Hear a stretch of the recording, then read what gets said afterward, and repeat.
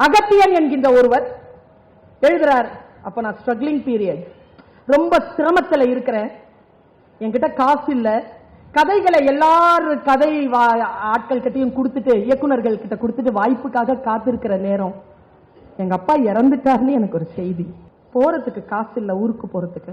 நான் அந்த கதை கொடுத்தேன்ல, அந்த கதவுகளை தட்டினேன். ஏன்னா என்னோட ஸ்ட்ரகிள் பண்ணிட்டு இருக்கிறவங்க நான் யாருக்கிட்டையும் 1500 இல்ல, நான் தெரிஞ்ச ஆட்கள் கிட்ட, நான் அன்னார்ந்து பார்க்கிறவர்கிட்ட இருக்கட்டும் அப்படின்னு கதவு தட்டின. யார் கதவும் திறக்கல, ஒருவர் மட்டும் கதவு திறந்தார். அவர் பெயர் மணிவண்ணன். மணிவண்ணன் உண்மையான கலைஞன் இல்லையா? அவன் சொல்ல, டேய் 1500 ரூபாய் கதையாடா இது, விக்கிறேங்கிற, உனக்கு 1500 ரூபாய் தானடா வேணும், நான் தரேன் போ, இது உன் கதை தான், நீ முடிச்சுட்டு வா பார்க்கலாம். இந்த 1500 ரூபாய் கடன் தானே சார்? இல்லடா, இன்னிலிருந்து ஒரு 12-13 வருஷத்துக்கு முன்னார ஒரு இளைஞன் தெரு தெருவாக தன்னுடைய அப்பாவனுடைய காரியத்திற்காக போவதற்காக 1500 ரூபாய் தேடி ஒவ்வொரு கதவையும் தட்டிட்டு இருந்தான். அந்த பையனை கையில 75 லட்சம் ரூபாய் வச்சுக்கிட்டு ஒரு பிரபஞ்சம் பார்த்து கொண்டே இருந்தது. இவனுக்கு யார் அந்த 1500 ரூபாய் கொடுக்குறாங்களோ அவங்களுக்கு இந்த காசை கொடுத்துடணும் அப்படின்ட்டு இந்த பிரபஞ்சம் பார்த்துட்டு இருந்துச்சுடா. நான் கொடுத்தேன்டா, அந்த காசு எனக்கு வந்துருச்சு, இது கடன் இல்லடா. இந்த பிரபஞ்சம் அலாதியானது. இந்த பிரபஞ்சத்தினுடைய அந்த அந்த சக்தியை நான் என்னன்னு சொல்றதுன்னு எனக்கு தெரியல. இறை நம்பிக்கை கொண்டவள் நான். நீங்கள் இறை நம்பிக்கை கொள்ளாதவர்களாக கூட இருந்து விட்டு போங்கள், ஆனால் பிரபஞ்ச சக்தியை நீங்கள் மறுக்கவே முடியாது. மஸ்னவி படிக்கின்ற பொழுது ஜலாலுதீன் ரூமி என்னிடத்தில் பேசுகிறார். கொய்யா மரத்திலிருந்து இறங்கு, ரெண்டே கண்ணிதான். உலகத்தை ரசிக்க வேண்டுமா, உலகத்தை புரிந்து கொள்ள வேண்டுமா, கொய்யா மரத்திலிருந்து இறங்கு என்றான் அவன். கொய்யா மரம் உயரமானதுதான், ஆனால் அதன் மீது ஏறி நின்றால் ஒரு அளவுக்கு தான் இந்த உலகத்தை பார்க்க முடியும். அதில் இருந்து இறங்கி நாம் எந்த உயரத்திற்கு போக வேண்டுமோ அந்த உயரத்திற்கு போனால் தான் இந்த உலகத்தை முழுமையாக பார்க்க முடியும் என்று சொல்லுகிறார் ரூமி. நாம் எல்லோரும் கொய்யா மரத்தை பிடித்துக் கொண்டிருக்கிறோம். ஏற்கனவே கற்றெடுத்த அந்த கற்பிதங்களை இல்லாமலாக்கி அடுத்த கட்டத்திற்கு நாம் உயர வேண்டும் என்றால் இதை காலியா வச்சிருங்க. நிரம்பி இருந்ததுன்னா வழிஞ்சிரும். கற்றல் பாத்திரம் காலியா இருக்கணும். Stay ready to learn. Learn to unlearn. ஏற்கனவே கற்றதை மறப்பதற்காக மீண்டும் கற்றுக்கொள். இதெல்லாம் ஜென் தத்துவம். சமீபத்தில் ஒரு சின்ன நோட் ஒன்று படிச்சங்க. என் மனசை ரொம்ப பாதிச்ச நோட் அது. அதுல இருந்து நான் ரொம்ப அலர்ட்டா இருக்கிறேன்.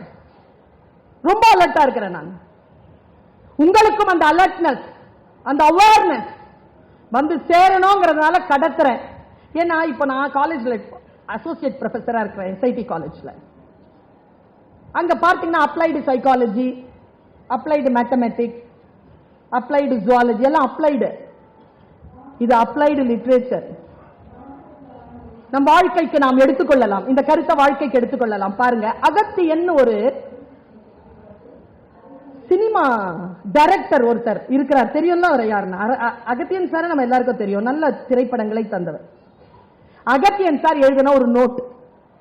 நான் ஏன் இப்போ இதை சொல்றேன், அது அந்த நோட்டே இல்ல முக்கியம். அன்னைக்கு கூட மனுஷபுத்திரன் கவிதைகளில் ஒரு கவிதை இருந்தது. என்னை தேடி வர வேண்டும் என்றால் நீ எப்பொழுது வேண்டுமானாலும் வா, அப்பொழுது நான் உயிரோடு இருக்க போவதில்லை, நான் இருப்பதல்ல முக்கியம், நீ என்னை தேடி புறப்பட்டு வருவதுதான் முக்கியம் அப்படின்பார் அவர். அந்த மாதிரி பாருங்களேன், நான் சொல்றதே முக்கியம் இல்லை, அதற்குள்ளாக ஏதோ ஒன்று இருக்கிறது, அதை புரிந்து கொண்டால் போதுமானது. என் பேச்சு பயணம் வெற்றி. அகத்தியன் என்கின்ற ஒருவர் எழுதுறார். அப்ப நான் ஸ்ட்ரகிளிங் பீரியட், ரொம்ப சிரமத்தில் இருக்கிறேன், என்கிட்ட காசு இல்ல, கதைகளை எல்லாரும் கதை ஆட்கள் கிட்டையும் கொடுத்துட்டு இயக்குநர்கள் கிட்ட கொடுத்துட்டு வாய்ப்புக்காக காத்திருக்கிற நேரம் எங்க அப்பா இறந்துட்டாருன்னு எனக்கு ஒரு செய்தி. போறதுக்கு காசு இல்ல, ஊருக்கு போறதுக்கு. நான் வாங்கிக்கிட்டு காசு கடன் வாங்கிக்கிட்டு நான் சாவுக்கு போயிட்டு வந்துட்டேன். 16வது நாள் அம்மா கிட்ட இருந்து காகிதம் வருது, நீ 16வது நாளுக்கு வரணும், நீ வந்தாதான் அங்க போனோம்னா 1500 ரூபாய் செலவாகும். இன்னிலிருந்து ஒரு 30 வருஷத்துக்கு முன்னால வச்சுக்கோங்க, 1500 ரூபாய் பெரிய காசு, இன்னைக்கு இருக்கிற 15,000 மாதிரி இல்ல என்கிட்ட. நான் அந்த கதை கொடுத்தேன்ல, அந்த கதவுகளை தட்டின. ஏன்னா என்னோட ஸ்ட்ரகிள் பண்ணிட்டு இருக்கிறவங்க நான் யாருக்கிட்டையும் 1500 இல்ல, நான் தெரிஞ்ச ஆட்கள் கிட்ட, நான் அன்னார்ந்து பார்க்கிறவர்கிட்ட இருக்கட்டும் அப்படின்னு கதவு தட்டின. யார் கதவும் திறக்கல, ஒருவர் மட்டும் கதவு திறந்தார். அவர் பெயர் மணிவண்ணன். நம்ம எல்லாருக்கும் தெரியும், இப்ப உயிரோட இல்ல. அவர் கொள்கையாளர், நல்ல திரைப்பட இயக்குனர், நல்ல நடிகர். அவர் வர அவருடைய கதவு தட்டின. அவரே திறந்தார். ஐயா வணக்கம், நான் அகத்தியன். தெரியும் தம்பி, வா. அப்பா இறந்துட்டாருங்க, ரொம்ப வருத்தங்க. தண்ணி கொடுத்தாராங்க, குடிப்பான். சார் அப்பா காரியத்துக்கு போனோம், என்கிட்ட 1500 ரூபாய். நல்ல கவனிங்க, என்கிட்ட 1500 ரூபாய் இல்ல. உங்ககிட்ட நான் காசு கேட்டு வரலையா, நான் ஒரு கதை கொடுத்தேன்ல, அந்த கதையை நீங்களே வச்சுக்கோங்க, நான் வித்துட்டேன், அதுக்கு கூலி கொடுங்கய்யா ஒரு 1500 ரூபாய். இப்படி கேட்டிருக்காங்க அந்த மனுஷன். அவன் கலைஞன் இல்லையா, மணிவண்ணன் உண்மையான கலைஞன் இல்லையா? அவன் சொல்ல, டேய் 1500 ரூபாய் கதையாடா இது, விக்கிறேங்கிற, உனக்கு 1500 ரூபாய் தானடா வேணும், நான் தரேன் போ, இது உன் கதை தான், நீ முடிச்சுட்டு வா பார்க்கலாம். அவர் போகிறார், திரும்பி வருகிறார். 12 படங்களுக்கு மேல் செய்கிறார். அதுல 6-7 படம் மணிவண்ணனை வச்சு செய்யறார்.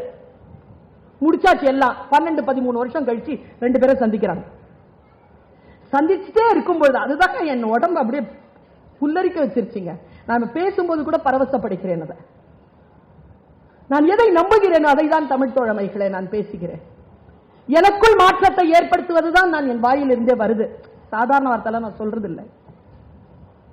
அவர் சொன்னாரா, சார் நீங்க எனக்கு ஒரு 1500 ரூபாய் கொடுத்தீங்கல்ல சார், அதை நான் உங்களுக்கு கொடுக்கவே இல்லையே சார், நான் எவ்வளவு பயணம் போயிட்டோம் சார், உங்களுக்கு இந்த 1500 ரூபாய் கடன் சார். நான் உடனே மணிவண்ணன் சொன்னதுதான் இன்றைக்கு இந்த புத்தக திருவிழாவுக்கு வந்திருக்கின்றவர்களுக்கு செய்தி.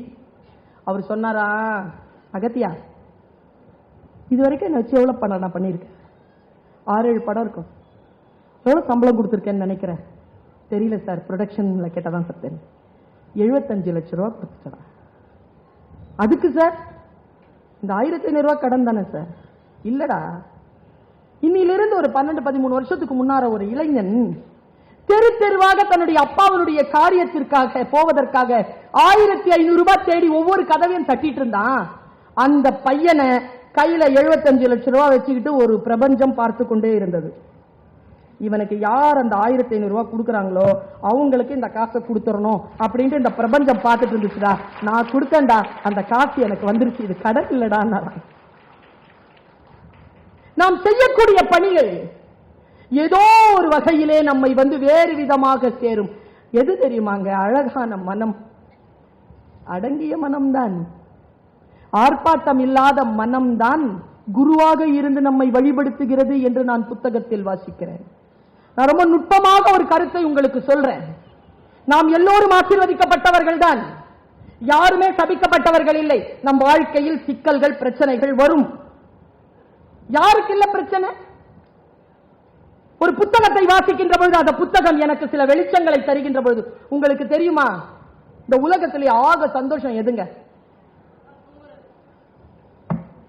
எவ்வளவு வேணாலும் சொல்லிக்கோப்பா, ரொம்ப ஆழமான சந்தோஷம்ல ஒரு விஷயத்தை கத்துக்கிறதுங்க.